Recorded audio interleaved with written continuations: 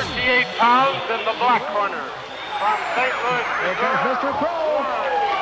Andre the Giant. Gonna get his legs in on the bruiser. Hulk Hogan. Number 1, the greatest WWE champion of all time, and in many ways, the man who made the title what it is today, Bruno Sammartino. His opponent weighing 236 pounds in the white corner. From Van Nuys, California.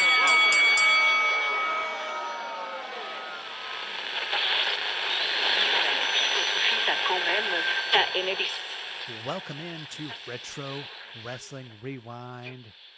This is episode number 35.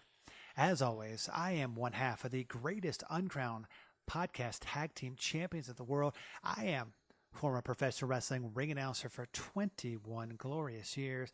I'm David Fine, alongside my tag team partner.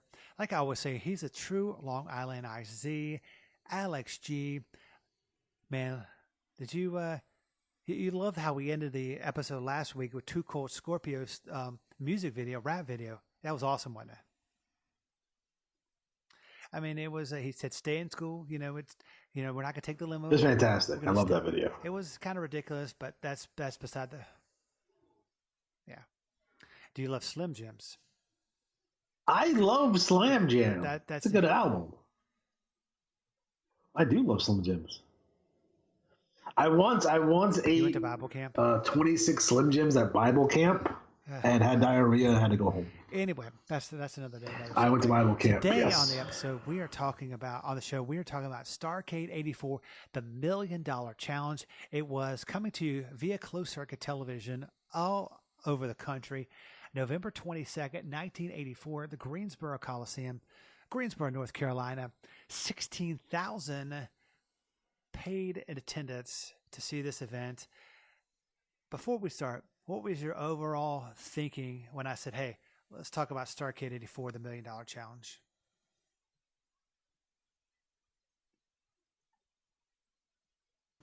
I was like, why? Here's the thing about Starrcade 84. I don't think most people had a copy of this tape because there was no tape of this. Starrcade 84 was never commercially released, so I think the first time most people saw Starrcade 84 was on the WWE Network. Is there anything? Although I had the closed circuit feed myself. I still have it. There's a lot I don't have.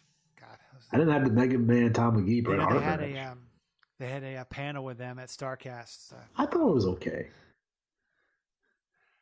Yeah, I mean, Bret Hart. They did an old documentary on the WWE Network too. Stuff on Twitter that he was really liking the MJF, kind of making fun of him and how he was kind of trying to keep the laughs back. So I mean,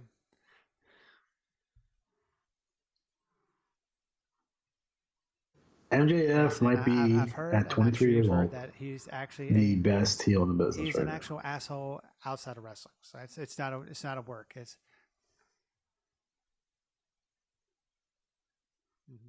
Here's the thing about MJF. MJF is from Long Island. So I relate to his character because I know so many people who are just like him. I went to high school with a bunch of people just like him. There's a bunch of people like him in my neighborhood currently. So, like, his heel character, although it's great from a national perspective, if you're from Long Island, you're like, oh, I fucking hate that guy because I know someone at the bar just like him, or I know someone at my job just like him. Yeah, he's definitely going to go places. Very relatable, for sure. He has a punchable face. Yeah, it's kind of like Joey Ryan. He declared. Don't go to WWE ever. They're going to ruin you. Because he wants to stay on the independent side. I mean, I think if he stays on, a smaller, AEW or something like that, I think he'll, as long as he can keep, the reins on his career, kind of like the Young Bucks. I mean, they could have signed with the WWE, but they decided not to because they wanted to keep the. Well, remember originally they tried out for the WWE and they didn't get jobs at first because of Booker T. Why was he mad at them for being the Young Bucks? Booker T was mad at them for being the Young Bucks. That's stupid, but I don't know. I think he didn't shake his hand or something stupid like that. This event had 11 matches that we saw on the network. First match was for the NWA World Junior Heavyweight Championship. This had a weird ending. Denny Brown taking on and defeating Mike Davis. Yeah. I mean, okay, so we'll talk about the match in a second, but Maniac Mike Davis. Where not yet. that was another. Yeah, there was this match where they the announcer announced that Mike Davis had won the match. He ended up not winning the match. It was Denny Brown. Huh? Yeah. So, I think he's got him. I think he did, but of course, because they both look like vanilla white guys.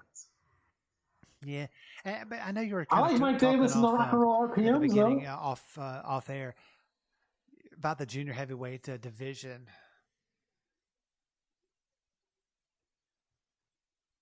They're fucking lame, dude. The NWA lightweight junior heavyweight division's always been fucking lame as hell. Like, they had no stars were on that. It always felt like it was Denny Brown or fucking Les Thornton as the champion all the time. And there were light heavyweights out there to be had. I mean, I know Bret Hart already signed with WWF by this point, but he would have made a great, junior heavyweight champion. Jacques Rougeau is another guy. I think he might have been maybe we're 2 years out from his Memphis debut, but still fantastic in the ring. He could have been a great light heavyweight champion, although he was, he's gotten bigger, obviously, but at the time, I believe he was a light heavyweight. Terry Taylor might have been another good option here. Yeah. I would, Dynamite Kid, someone from Japan, Tiger Mask, somebody, anybody. It's weird. I mean, not Denny Brown and Mike Davis, though. I mentioned last week that I'm not recording from my home studio. I'm recording on my vacation. You want to know where? No, you want to know where I am right now? You're on your yacht, right? That's right. No, that was last week. No, I'm in Juneau, Alaska. Are you at Hedonism? I'm in Juneau, Alaska. So it's much Plato's cooler than it was Retreat. back at the home studios in Atlanta. I'm sure it's been in the mid 40s here. But you know what I said? You know what? Screw this. I'm going to type up the old Skype machine and I'm going to get Alex G on. We're going to record an episode because fans, we can't miss a week because we have to tell you. And I'm so glad that we're talking about your favorite Starrcade 84. I mean, between Downtown Denny Brown, and Maniac Mike Davis, who would you say would be your favorite? Yeah. I mean, in terms of preference, probably Mike Davis, to be honest, as a preference. But it's like, hey, what do you like better, this fucking puke or this piece of shit over there? Which one do you want to eat? Yeah, I mean, there probably would have been a lot of. Mike Graham would have been a better junior heavyweight champion. We'll leave that match for another day. Next match, your favorite wrestler, Brian Adidas, taking on Mr. Ito. That's what I said. Brian Adidas. Not Brian Adidas. Adidas is the name of a shoe company. He's Brian exactly Adidas. Like Bill Apter. And he was no, he said Adidas. No, he said Adidas. Yeah, I said it right. Listen, you're old man, but that's beside the point. And he's got that New York accent, so I'm just saying. Maybe it's your thick Southern accent. I'm surprised. You know. Well, I mean, that's... Because I don't talk a New Yorker because I'm not an idiot. That pisses me off, by the way, because everyone, like, in the rest of the world, think that everyone talks like Vince Russo in New York, and only Vince Russo talks like that in New York. You know.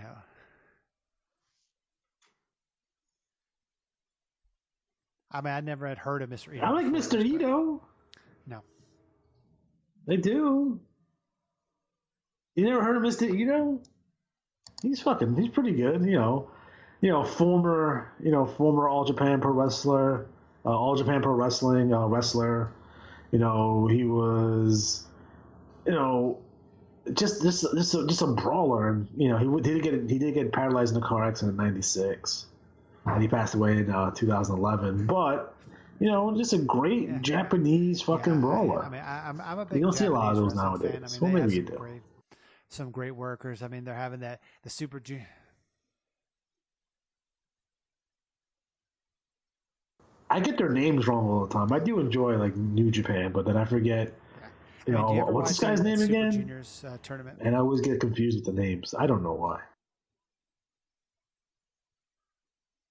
I wish I do. I watch it every year. I've been watching that shit since fucking the Jericho at the finals of fucking the Super Liger Juniors fucking this year, days. Moxley is going to be there taking on Switchblade. No, is he? No. Oh, sorry.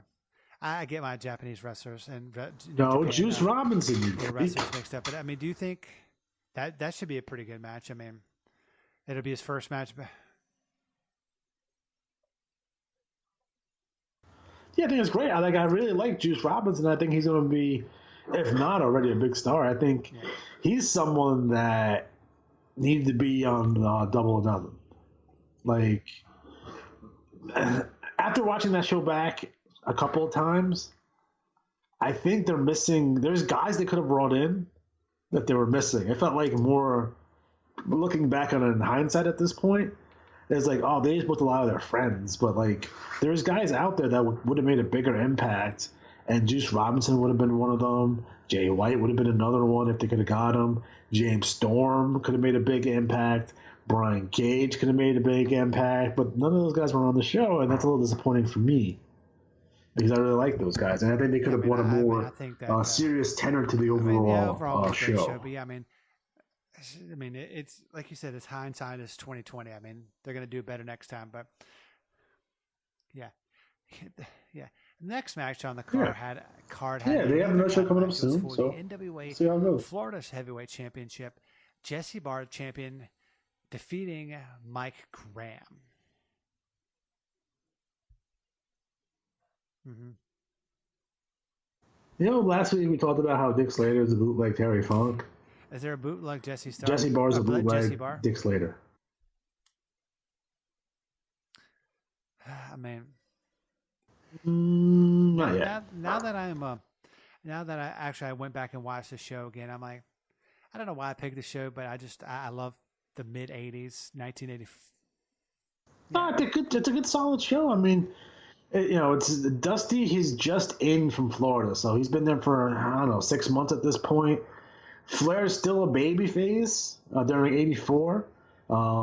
He's feuding with the likes of Tully Blanchard and Wahoo. And he actually teams up with Dusty quite a bit in '84, and then they get to this angle where it's not a like I hate you heavy heat angle.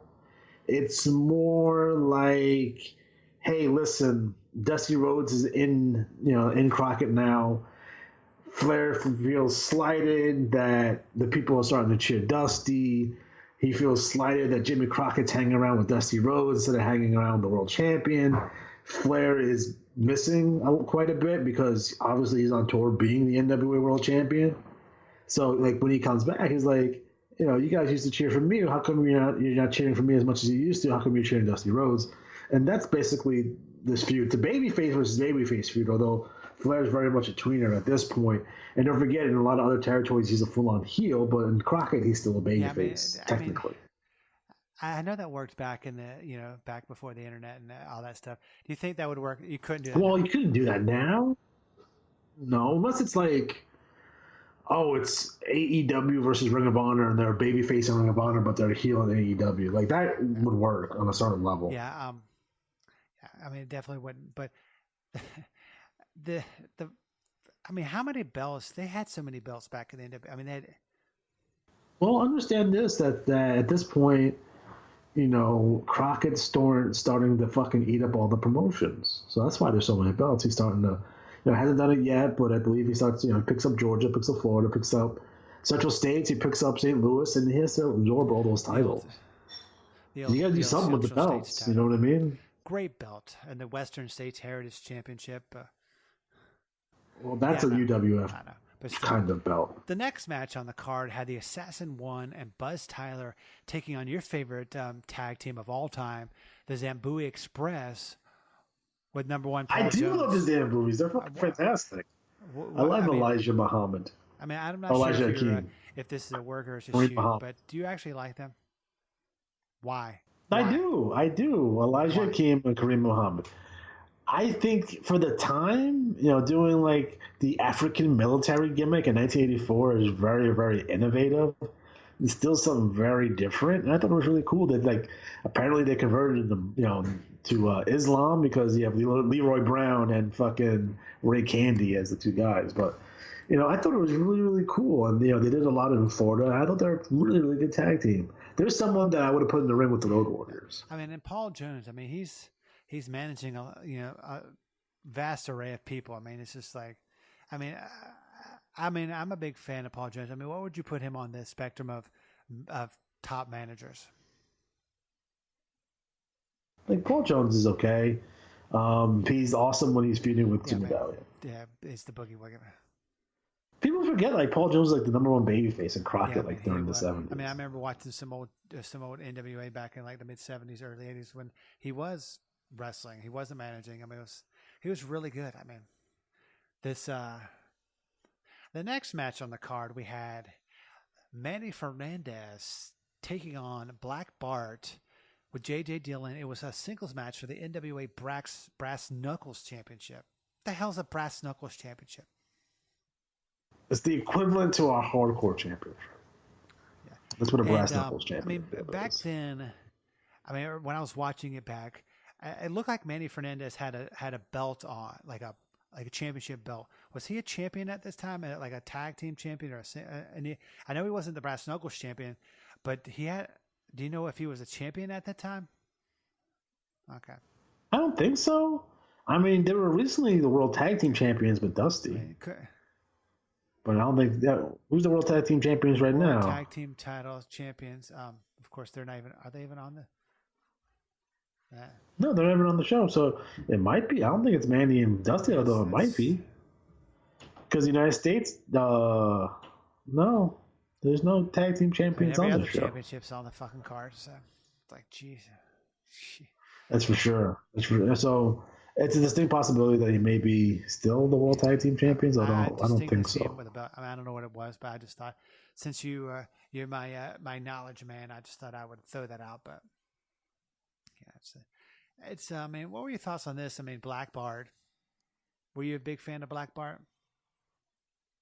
I prefer Ron Bass over Black Bart, but I like Black Bart. He's not too bad. Manny Fernandez, I love Manny because he was in Vietnam when he was like 12. Probably was, but this match, of course, Manny defeated, and he was the new NWA Brass Knuckles champion.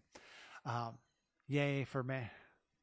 Oh, so technically, yes, Manny Fernandez and Dusty Rhodes are the World Tag Team champions.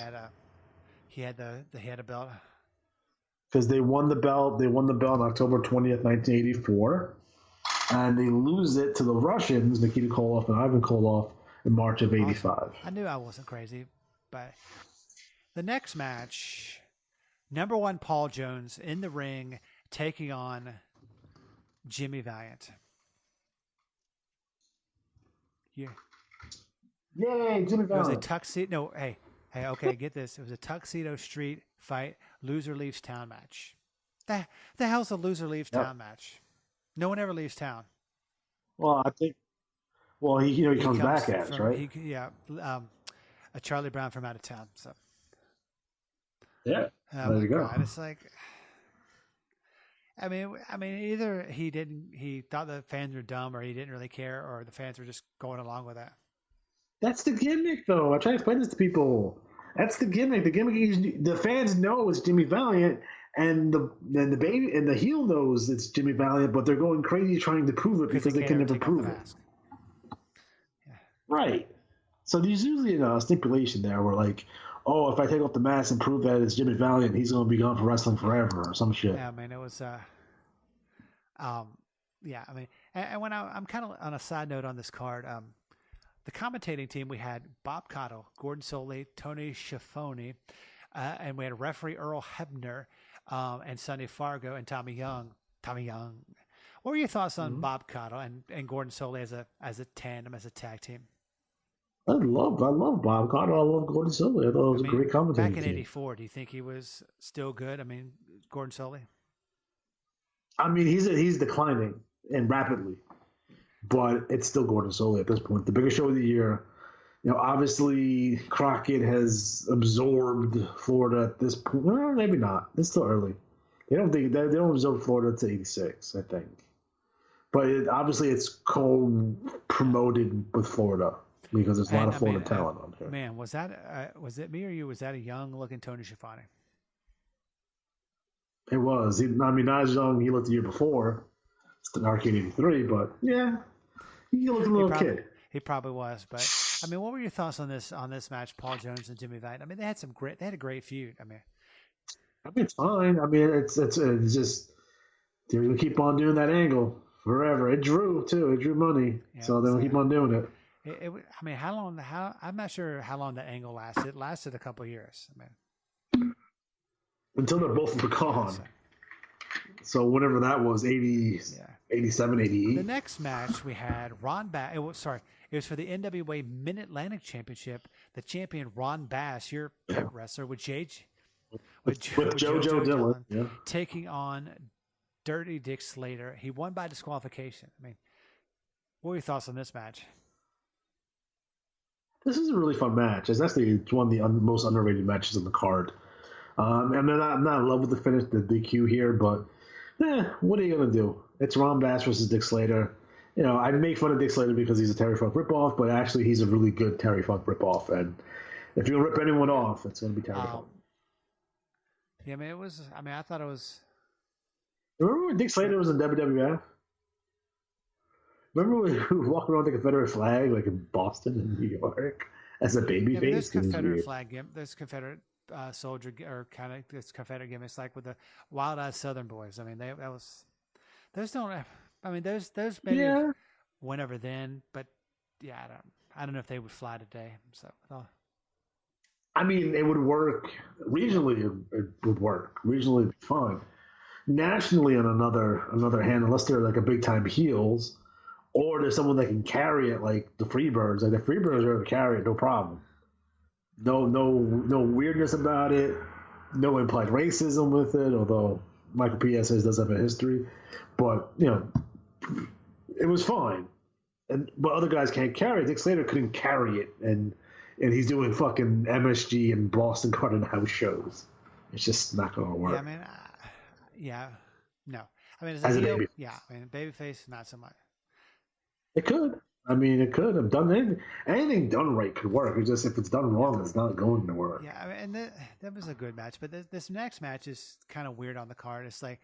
It's Ivan Koloff, Nikita Koloff, taking on Ole Anderson and Keith Larson with Don Carnoval. I love Don Carnoval, by the way. Don K fan. I don't know. He's just someone that doesn't get any love, and I feel like he deserves it. He's solid in the ring. He's a good character. I feel like 84, in some cases 83 is like the biggest Don Carnoodle ever gets because he does a couple of different angles. He does the stuff with Slaughter, obviously. And he does the angles here getting injured by the Russians. So Ole Anderson's a babyface, which is off-putting in a lot of different ways, but he sure is a babyface here. Well, yeah, I think most people would be, but Ole Anderson, he would switch back and forth pretty regularly in the early 80s. But when he was a babyface, he was very much a pro-American wave-flagging babyface. That's one of the things that he would do. It was like an essence of his character. If you watch, anytime he does commentary and Georgia, and he's a babyface, he's very much pro-USA, much like Watts. They're very similar in that way. So it's like it's in Ole's character to be fighting against the Russians here. I thought it was a good match. I'm a big Nikita fan back then and back in the 80s. He never wore underwear underneath his trunks. Well, see, folks, that's another reason why you need to listen each and every week on Retro Wrestling Rewind.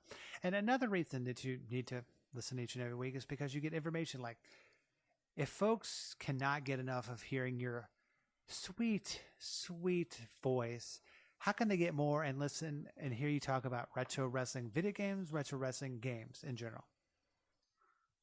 I'll tell you this. If you're having a hard time getting your wife pregnant, all you have to do is type in Retro Wrestling Games Presents in YouTube, play it, Lay her down on the bed very softly. Maybe put some rose petals down. And then get out of the way and I'll handle the business. That's the way we're going to do it. I didn't see that swerve. And also, I mean, how can people follow you on Twitter? You want to go to RW Games Presents on Twitter. We have 5,700 followers. Join the fun. I don't say anything stupid. That's funny. Well, you just did say something stupid, but that's... No, I've never been accused of saying anything that's racist, homophobic, or demeaning in any way to anybody, ever. Well, I mean, hey, we because my opinions have value because they're educated, unlike most people's opinion on Twitter. They're very much the uneducated. And the worst thing about being part of the uneducated portion of Twitter is that they refuse to learn. I'm not saying I know it all. I'm not even saying I know a lot. I know more than most, I think. But I'm always learning new stuff. You always every know week. a lot more than I do, so that's... I just try to, but I go on my way to learn shit. You know what I mean? That's the thing. And my opinions change based on new information that I learn. Yeah, I mean, bottom line. That's how it works. That's how it works. This next match on the card I thought was really good. Tully Blanchard, best match on the card. He's a current World TV champion, taking on Ricky Steamboat. Your thoughts on this match? And go. I'm trying to remember my 84 Crockett because there's not a lot of 84 Crockett, at least full shows on TV. Tully and Ricky have been feuding for quite a while. I believe it had something to do with Ricky's gym or something like that. If I don't remember off because the TV is so broken that I have. Like it's just basically like matches and like angles, but they're all kind of mixed together and there's no timeline to make it straight. That's why 84 Crockett is very hard to watch. 84 Crockett, by the way, they're not making any money here. So they had a really rough year in 84. They do bounce back in 85. So a lot of people who think, they have Starrcade 83 and they're off to the races. That's true because 84 was kind of terrible. That's why they had to get rid of the Booker and Ring and Dusty in the middle of 84. Who was the Booker? Dory. The greatest world champion ever. According to Terry. And you did say, no, Mr. Funk, you're wrong. No. I'm like, thank you for Mr. Funk for talking to me. But yeah, I mean, what do you think? I mean, what do you think makes this match so special?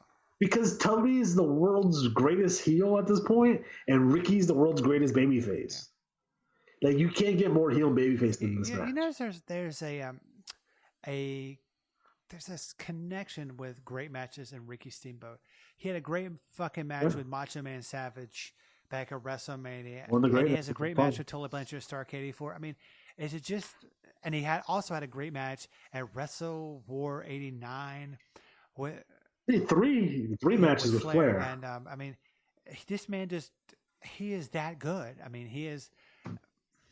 He had underrated matches with Rick Rude, underrated matches with Steve Austin also. So a lot of people don't talk about those matches, but the Rude Steamboat matches are really fucking good. I mean, I know people really liked him, but do you think he's highly underrated or no?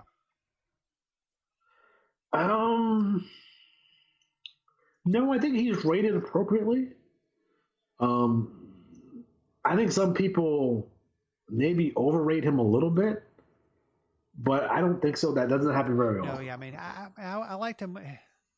Bell to bell guys, he's like top 10. Yeah, I mean, he's definitely probably one of my top 5 wrestlers of all time. But I mean, they fucked him up a couple of times with his gimmick, especially when he's the Family Man in WCW. Those are kind of rough, and maybe when he's a Karate Man in WWF, that's a little rough for him. But when he's just like white meat babyface Ricky Steamboat, there's not a better babyface in the world. Yeah, I mean, we'll on our next week's show where we cover Survivor Series 1990, I got some opinions on this of a gimmick that they fucked up, but we'll talk about that next week. Rhythm and Blues. We had the next match for the United States Heavyweight Championship. Wahoo McDaniels taking on Superstar Billy Graham. There's no S. But why did some people say Wahoo McDaniels? There's no S. There's no S in his name. There's literally no S in Wahoo McDaniel. I don't know. I mean, what were your thoughts on this? I mean, him being the U.S. champion. This match would probably been a 5-star match in 1975. 1984, not so much. With 4 minutes and 18 seconds. Superstar's being weird here because he's transitioning, I guess, from being the Karate Man to back to, I guess, a pseudo superstar Billy Graham. So that's always off-putting to say the least. I'm pretty sure Billy Graham's on drugs at this point. I love Billy Graham, but he's fucking crazy. He says fucking crazy shit all the time. Yeah, I mean, I was a big Wahoo McDaniel fan. Not a big superstar fan. I mean, just his look, and he was weird. Wahoo had a hell of a year. He was hanging out with Tully Blanchard, being heels, going suit shopping and stuff. So not really wearing the headdress all that often. No. In interviews, he's wearing a fucking like 3-piece suit, looking dapper as hell, hanging out with Tully Blanchard, being heels, feuding with Ric Flair and such. So this is probably like Wahoo's last year towards the top of the card. Yeah. Since that motherfucker's been wrestling since the 60s. Yeah, that's that's awesome. So, but I mean the main event of this card I thought was really good. It was Ric Flair taking on Dusty Rhodes with special guest referee Smokin' Joe Frazier. Smokin' Joe Frazier. This match gets miscategorized as a Dusty finish because this match is not a Dusty finish. Oh, it's not? No, because people don't know what a Dusty finish is. They see any kind of weird finish gets lumped into a Dusty finish, but a Dusty finish usually involves a ref bump, and then the babyface goes over, and then the second referee comes in, and so the referee gets bumped, a new referee comes in, the babyface wins, and then the first referee either disqualifies or whatever, and then hands the title back to the champion. Is usually how that goes. Yeah, I mean, it was. That's a Dusty finish. I thought it was a great main event. I mean, Flair. What do you feel about the ref stoppage here? Do you think it was like? I mean, it certainly wasn't Luger in '88, that's for sure. But don't you think it's kind of a lame finish? Like, if you're gonna put over Flair at this point, just fucking have him beat you. Yeah. Yeah. Because Flair's a babyface, in Crockett in '84. Although towards the end of this, he's a tweener, but. He's still a babyface in Crockett. He's a heel everywhere else, as we know. He's even like hanging out with Dusty. He's hanging out with Dusty and Blackjack in the woods, being weird and drinking beers and stuff with no shirts on. It's very off-putting, to be completely honest. Yeah, I mean, with Dusty with no shirts, it's very off-putting. So. I mean, they're just all hanging out in the woods. I don't know what they're doing, but they're hanging out. Flair's a babyface. He's feuding with Wahoo. He's feuding with Tully. He's supposed to be feuding with Buddy Landel, but it doesn't happen. So it's like. This match is more of a dream match than a heavy heat angled match like there would be in '85. Yeah, but it drew money. They did 16,000 people. It's a great job. Yeah, I mean, I thought it was great, but I mean, overall, what would you be your score, your grade, as they say, the Meltzer rating on this show? I give it a 7 out of 10. Since I picked it, I'm a big I'm a big 80s NWA fan. I give it about an 8 out of 10. So, I mean, that fucking light heavyweight fucking match, fucking dang. Yeah, I mean, if they didn't have that match, it would have probably been a 9. Do you think this is better than '83? No, really. 83 was great. But you think '83 is better than '84? Because I disagree. Why would you disagree? I think they had more better matches. I'm serious. Yeah, I mean, what First of all, the Flair fucking race match is not a good match. Like, if it was this basic Flair versus race, and not in the cage, and not with a guest referee, it would have been 1,000 times better. But that match isn't good. Yeah, and I mean, speaking of things that are really good and a great show, next week we're going to be covering Survivor Series. 1990. It was a debut of a legend, and we saw the revealing of something in a nag. We saw two guys. Well, one guy had blonde hair. Now he has black hair. He's in the tag team, a musical tag team, which we're going to get into that definitely heavily next week. But what were your thoughts on Survivor Series 1990? I like Survivor Series 1990. It's a very fun show. Not technically great by any stretch of the imagination, but Survivor Series are never technically great. They're just fun shows. I miss that. They couldn't do that today because it would be lame as fuck. But I do miss the old style Survivor Series shows. I thought they were really, really interesting. Yeah, but for the great Alex G, as always, I am David Fine. Next week we cover Survivor Series 1999 or 1990, sorry, 1999, 1990. It's going to be a great show. We'll talk to you in the past.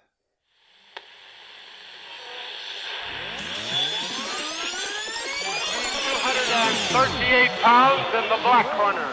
From St. Louis, Here comes Missouri. Mr. Pro. Mr. Andre the Pro Giant. gonna get his licks in on the bruiser. Hulk Hogan. Number 1, the greatest WWE champion of all time, and in many ways, the man who made the title what it is today, Bruno Sammartino. His opponent weighing 236 pounds in the white corner. From Van Nuys, California.